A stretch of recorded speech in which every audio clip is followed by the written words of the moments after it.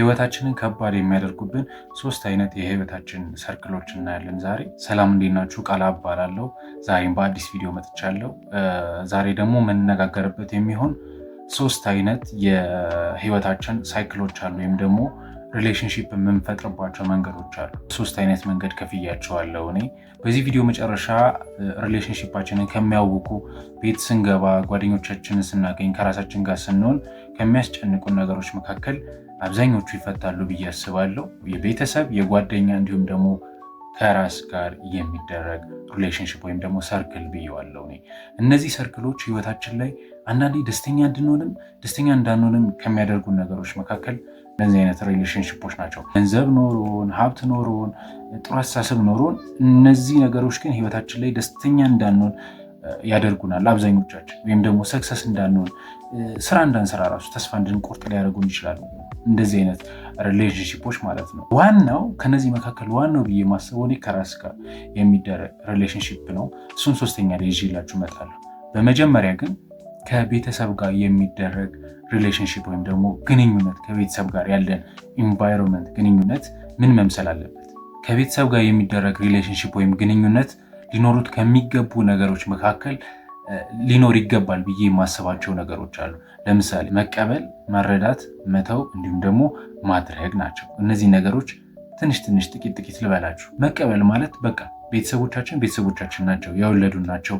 አካል ጉዳተኛ ቢሆኑ፣ እንደው ራሳቸውን ባይጠብቁ፣ የተማሩ ቢሆኑ፣ ፋይናንሻሊ ሀብታም የሆኑ ድሃ ይሁኑ፣ አክሴፕት ማድረግ አለብን። መጀመሪያ ቤተሰቦቻችን አክሴፕት ካላደረግን የሰበብ መደርደሪያ ነው የሚሆኑት እነሱ። የሆነ ነገር ስናጠፋ ወይ ገንዘብ ስላላስቀምጡልኝ ነው፣ ምን ላድርግ ነው፣ የተበላሸሁት እንደዚህ ስለሆኑ ነው፣ ምንም ማድረግ አልችልም የሚል ሰበብ ውስጣችን ውስጥ እናስቀምጣለን። አብዛኛው ቤተሰብ ደግሞ አሁን ላይ አብዛኛው ወጣት በቃ ትንሽ ሰበብ ይፈልጋል አይደለም? ሀያዎቹ ላይ ያለ ወጣት፣ 30ዎቹ ላይም ያለ ሰው ሰበብ ይፈልጋል። ስለዚህ ቤተሰቦች የሆነ ነገር ቢያስቀምጡ አሪፍ ነበር፣ ግን ካላስቀምጡስ በቃ አክሴፕት ማድረግ አለብን አይደለ? የሆነ ነገር ካላስቀምጡ። ስለዚህ ያንን የሰበብ መደርደሪያ አድርገን ጊዜያችንን ባንፈጅ ጥሩ ነው ብዬ አስባለሁ። ሁለተኛ ደግሞ መረዳት ብዬ ነግሬያቸዋለሁ።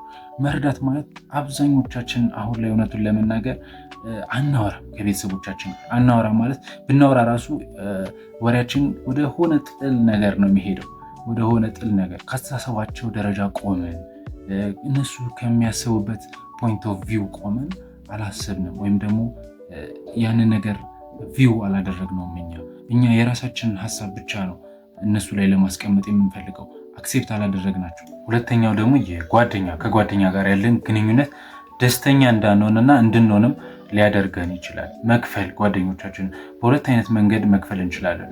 አንደኛው ረጅም ጊዜ ቆዩን ከህፃንነታችን በቃ ምንም ባናረጋል፣ ምንም ብንላቸው፣ ምንም ቢሆኑ አክሴፕት ማድረግ ያሉብን ጓደኞች አሉ። እንደኔ ነው ጓደኞች አሉ። የልብ ጓደኛ ስትነግረው ብዙ ሚስጥርን አክሴፕት የሚያደርግ ጓደኛ ይኖራል። እነዛን የፈለገ ባህሪያቸው ሜዘራብል ቢሆን ማኔጅ ማድረግ አሪፍ ነው፣ ምክንያቱም የሚጠቅሙን ብዙ ነገሮች ስላሉ ማለት። በሁለተኛ ደረጃ ደግሞ መወገድ ያለበት ጓደኛ አለ። መወገድ ያለበት ጓደኛ ማለት የእናንተን ኢነርጂ ዲክሪዝ የሚያደርግ የሆነ ስራ በምትጀምሩ ጊዜ አይሆንልን፣ አይሳካልን፣ የትም አትደርስም የሚል አይነት ኢነርጂ ያለው ጓደኛ ካላችሁ ያን ጓደኛ መራቅ ነው። በሶስተኛ ደረጃና ዋናው ያልኳችሁ ከራስ ጋር የሚደረግ ሪሌሽንሺፕ፣ ከራስ ጋር ያለን ሳይክል ምን ይመስላል? ከራስ ጋር ያለን ሳይክል ሳነሳ በመጀመሪያ ደረጃ የሚመጣልኝ ከፈጣሪ ጋር ያለን ሳይክል ወይም ደግሞ ሪሌሽንሺፕ። ማንኛውም ሰው ከፈጣሪ ጋር ሪሌሽንሺፑን ካላደረገ ደስተኛ ነው።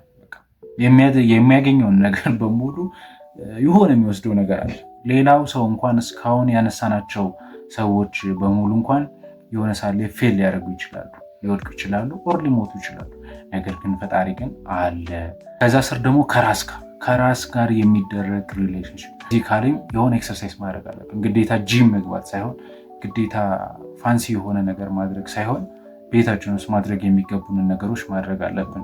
መሮጥ ከሆነ መሮጥ አለብን፣ መራመድ ከሆነ መራመድ አለብን። ስለዚህ ይሄ ራሱ ኤክሰርሳይዝ ነው። ስለዚህ አብዛኞቻችን ችግር የሆነብን ወይም ደግሞ አሁን ላይ ኢትዮጵያውያን ወጣቶች በጣም የከበደን ነገር ፋይናንሻሊ ነው አይደል?